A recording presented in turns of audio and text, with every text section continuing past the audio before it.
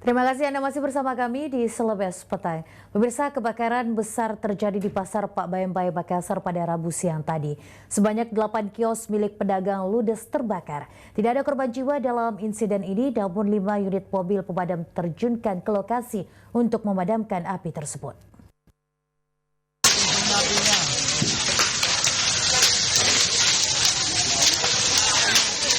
Beginilah salah satu video milik warga yang berhasil diabadikan saat api masih membakar kios di Pasar Pak Bayam-Bayam di Jalan Sultan Alauddin Makassar pada Rabu siang tadi.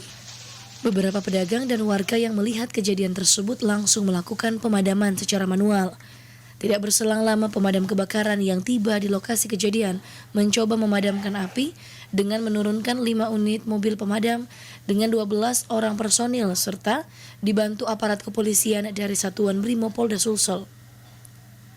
Dari kejadian ini sebanyak 8 kios milik pedagang ludes terbakar.